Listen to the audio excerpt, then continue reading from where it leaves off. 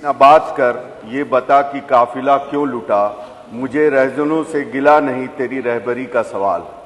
आज हम इस सदन में 2047 का सुनहरा सपना सुनने के लिए नहीं बल्कि 2017 से लेकर अब तक की सच्चाई जानने के लिए बैठे।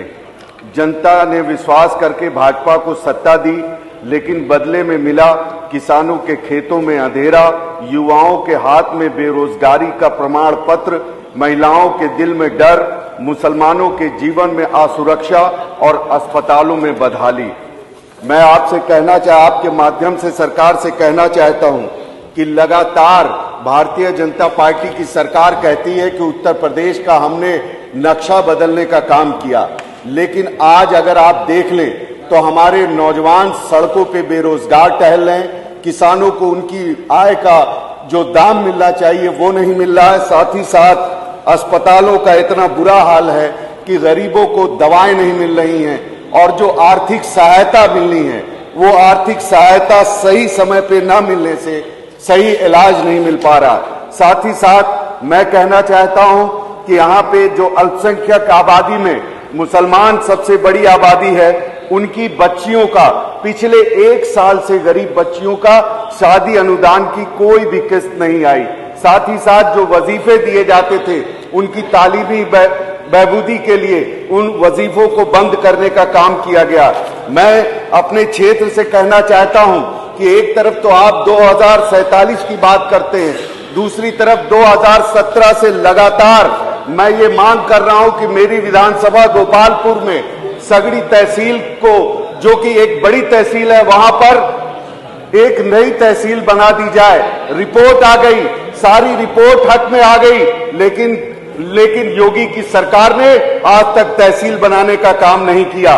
साथ ही साथ पिछड़ा इलाका है, बाढ़ग्रस्त इलाका है, आज घाघरा नदी से कटान हो रही है, तकरीबन 100 से ज्यादा लोगों की जमीनें चली गई, उनके घर जद में हैं। मैं लगातार सरकार से, प्रशासन से मांग कर रहा हूं कि उनको घर बसाने का काम किया जाए, उन्हें मुआवजा दिया जाए, लेकिन कोई सुनवाई नहीं हो रही।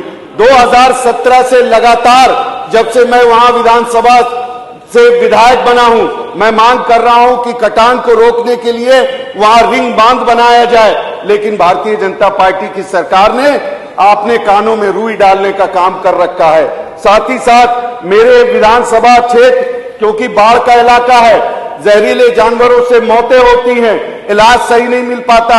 वहां से करीब 40 किलोमीटर दूर जो है जिला अस्पताल है। मेरी मांग थी कि वहां पे 100 बेड का एक सुपर स्पेशलिस्ट हॉस्पिटल बना दिया जाए, लेकिन कोई सुनवाई नहीं हुई। साथ ही साथ कहा जा रहा है कि हम रास्तों को अच्छा बना दिए, लेकिन हमारी विधानसभा में एक बाजार है कंदरापुर, वहां से एक रास्ता जो है सदर विधानसभा को भी जोड़ता है, निजामाबाद विधानसभा को जोड़ता है। कंदरापुर बाजार से वो रास्ता जो करीब 500 मीटर इतना खराब है कि आम जनमानस को, बच्चों को जाने की बहुत दिक्कत होती है। वहीं हमारी नगर पालिका बिलरियागंज है, वहां बाईपास की, अटहिया बाईपास की मैं लगातार मांग कर रहा हूं, लेकिन कोई सुनवाई नहीं हो रही। मैं आपके माध्यम से कहना चाहता हूं कि अगर आप चाहते हैं कि प्रदेश तरक्की करे तो आपको ये मूलभूत सुविधाओं को सही करना होगा, और आपकी जवाबदेही है जो आपने कहा। मैं लास्ट में इस शेर से अपनी बात को खत्म करूंगा। मुझको अपने संकल्प पत्र की किताब दीजिए, प्रदेश की तबाही का हिसाब दीजिए। गांव-गांव जख्मी फिजाएं हो गई, जहरीले घर की हवाएं हो गई, महंगी शराब से दवाई हो गई। जाइए आवाम से जवाब दीजिए, कैसी कैसी देखो योजनाएं खा गए, बेच कर ये अपनी आत्माएं खा गए, मार के मरीजों की दवाएं खा गए। इन्हें पद्मश्री का खिताब दीजिए, प्रदेश की तबाही का हिसाब दीजिए। बहुत बहुत धन्यवाद।